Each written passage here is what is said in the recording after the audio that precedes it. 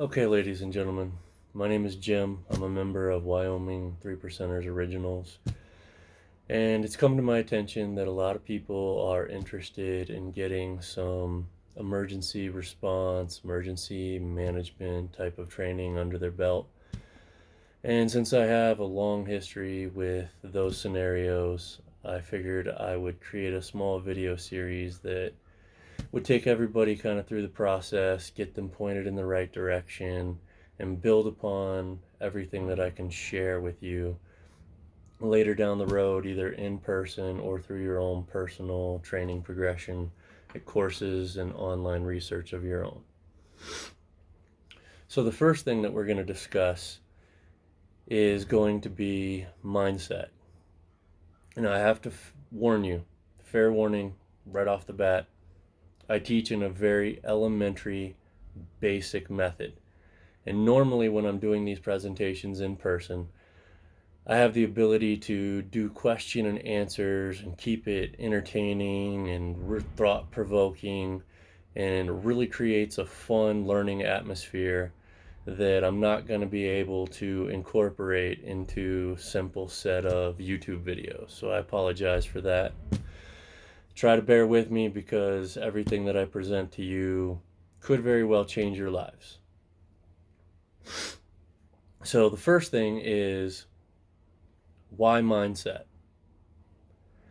Now, if you have done any type of preparation training before, EMS, military, firefighting, uh, even concealed carry classes, they talk about a lot of things that are designed to get you thinking in the right direction, to understand that you don't teach a gun how to work effectively or teach a car how to get you from point A to point B. You teach your brain how to operate the tool or equipment that you need to learn. So, in that line of thinking, we're going to use EMS as a perfect example. From the very beginning of their training, it's all about mindset. They go through the same repetitive over and over to the point that they're sleeping through it. Every single time, it's scene safe, BSI, number of patients, consider additional resources. And they utilize this very rote, step-by-step process regardless of what emergency they're walking into. But at the same time, they're practicing these same routines, same rote memory steps every single shift, every week, month, year, and they just continue to grow upon their understanding and usage of those and adapt it. A happened, I need to do B. C happened, I need to do B. Over and over again. And unfortunately, the average citizen in North America isn't going to be presented with forced upon you repetition. They teach that without the right mindset, no matter how many times you go over proper use of a tourniquet, proper use of IV administration, factors that you've never been presented with can cause you to freeze, worst case, and best case, to be slow, sloppy, and somewhere in the middle, make some small, poor judgments. And for those of us that go through life in such a calm, comfortable world, we don't really get much or any repetition of these skills that we learn for basic trauma, for car accidents, fires, floods, any of those kind of things. We simply go through our lives expecting other people to handle those issues for us. That's what they're paid for.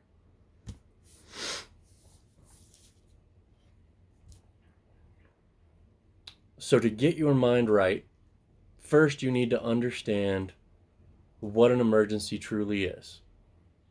You need to be able to define the difference between a problem, a crisis, an emergency, and a disaster. So I'm going to use a basic, very simple scenario. Everyone relatively at one level or another understands what a dam is, how a dam works, and what kind of things we've seen over our lifetimes that can happen. First, we'll start out with something simple. There's a small motory problem, and all of the underflow mechanisms aren't maintaining 100% accuracy. There's enough of a differential in the water that's flowing or is not flowing out of the bottom of the dam that the water levels downstream are changing as much as 2 inches at any time. But after some research is done, engineers find out that it's not going to create a serious issue. They've got plenty of time to take a look, figure out what the issue is, and move on. Next, we'll go over a crisis. The dam has a small crack in it, and some water's flowing out. It's not enough to risk major property or life damage. But if ignored, the water is going to continue degrading the integrity of the dam, and the water flow will eventually get to a very serious point. Third, we have an emergency. Something has caused a serious crack in the dam, and the water flow is going faster and faster and faster to the point that everyone in the town, whatever community first downstream from the dam, needs to stop everything that they're doing and evacuate the city. There's plenty of time, but if you ignore everything that's going on, you're probably going to be swept away by the issue. And finally, we have a disaster. Something has caused the dam to break so rapidly that there was no warning. No one in this community was able to do anything to get out of the way, and the entire town has been swept away. Total property, and life lost. If you'll notice in those 4 scenarios, problem, crisis, emergency, disaster, the biggest differentiating factor was time. And that's what we need to understand with every problem that we face in our life. If you want to be prepared for a crisis, an emergency, a disaster, or just a problem, you need to be able to learn to break down everything that you encounter in life. From the time that you wake up to the time that you go to bed every single day, and identify what the major characteristic of your issue is, what its time constraint is, and make your decision from there. In your problem scenario, where we were having some motor issues at the bottom of the dam, it was just a problem. It was so inconsequential that the engineer that I discussed never even presented a time frame. It was just, it's a problem. We're just going to have to look into this and get it done eventually. There's really no stress that would result from this that would cause poor decision making or lack of hand-eye coordination, gross versus fine motor skills. None of that's really going to come in. And then in the crisis scenario, just like a mental health crisis or anything, we don't have the answers to why the problem is occurring. We don't yet know what's going to make it better or worse, but we know that there's no guarantees that things will get worse or will get better in a time constraint scenario if we do nothing. So the dam being in a crisis scenario is definitely a bigger issue. It definitely needs attention, but there's no reason to have a level of stress that's going to cause you to make a poor, rapid decision. Then we have our emergency scenario where the water was already coming out at a pretty consistent rate. History of dam structure has proven that if we don't do something now and we don't start getting people out of the way now, there will be major property and life loss. Then we have the disaster, where everything has just completely fallen apart without notice. We're going to get into disasters in a whole nother separate video down the road, because you have to learn at a very advanced level how to ignore what you can ignore and fight each and every individual emergency on a need-by-need basis and prioritize a large amount of information. But we want to keep this pretty simple as we're starting out everything.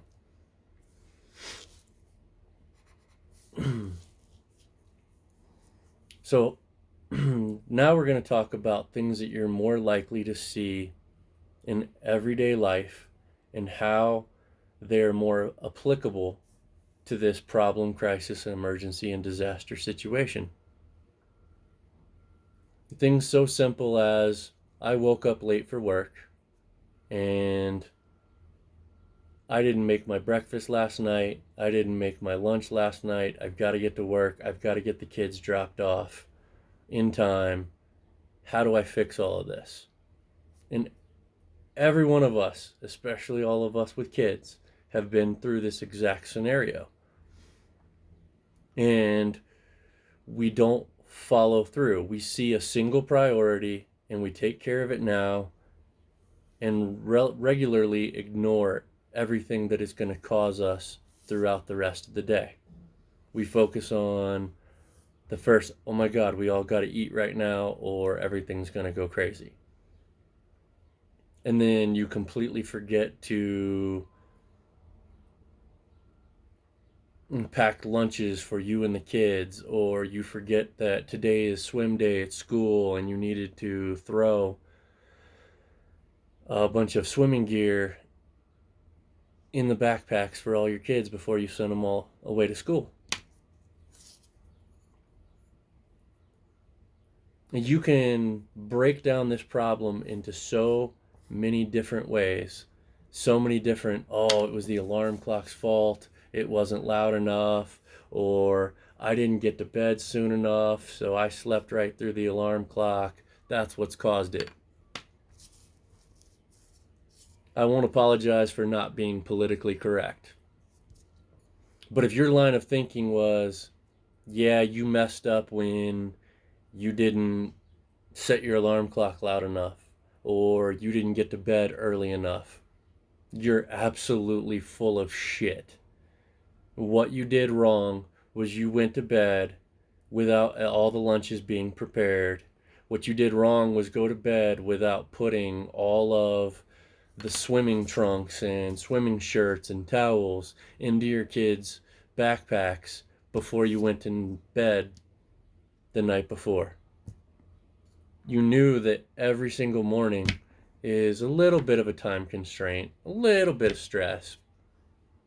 But you knew that any one thing going wrong could derail the entire situation and set you into a high stress scenario where you made poor decisions. But you still didn't pack the lunches and still didn't pack the swim gear before you went to bed the night before. And I know it's a very simple, very basic, very kindergarten scenario. But the moment that you start living your entire life into that prep for everything that is likely to happen, Don't get ridiculous and stress yourself out more trying to prepare for anything that could go wrong, but prepare yourself for what is likely to go wrong. Jump into any ambulance and look at the way that it's stocked. It is specifically loaded in what are the scenarios that I am most likely to encounter on a daily basis. Those will be the things that are closest to the doors, in front of the cabinets, at the top of the benches. They prioritize every single shift to be prepared for what is most likely to happen so that they can be as streamlined and efficient as they can every single response. And once you've started practicing those basic concepts of awareness and preparedness, you start to grow as a person and to become more prepared for any type of scenario. Old people like myself who have seen a few bad things happen, we've trained our brains as soon as we walk in without much effort.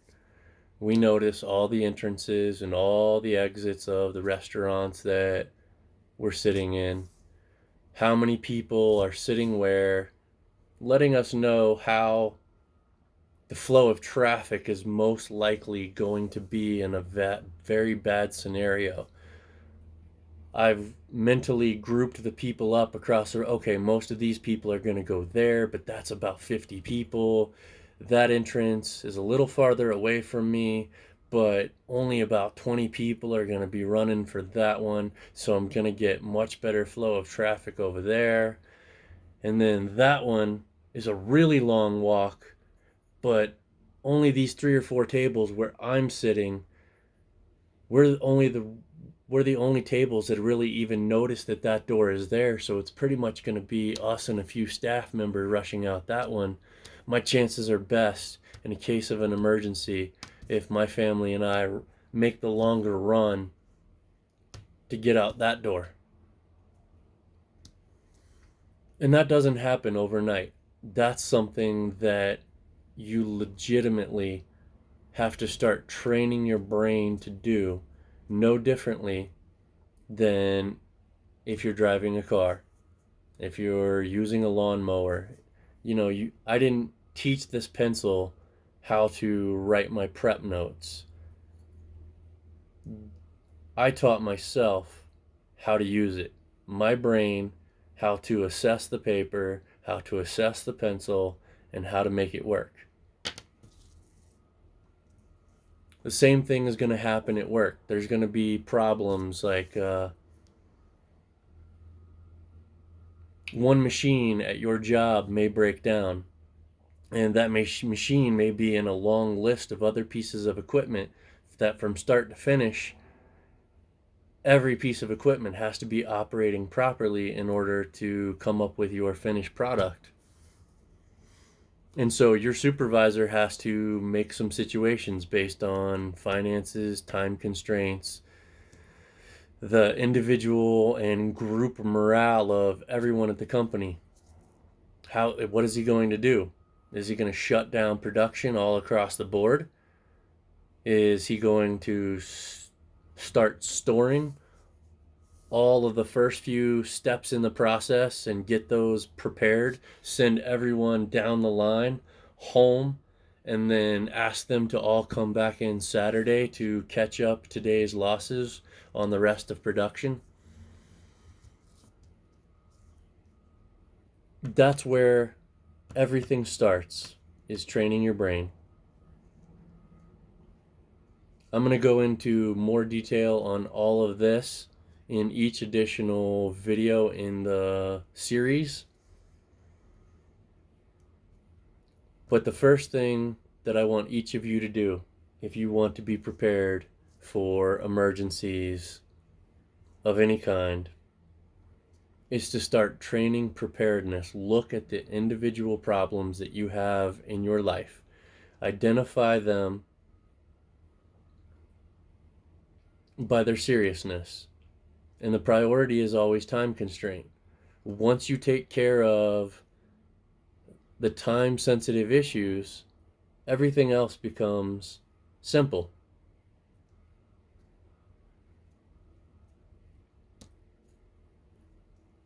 Uh, I'm going to do better outlines, hopefully better videography in the future as we get more serious into each of these concepts in the series, and hopefully they'll be a little more entertaining as well. If you have any questions about this content, please feel free to shoot me a message on either our forums or our text app. I will be happy to go into further detail about how at an individual level each person can incorporate the right mindset into their life.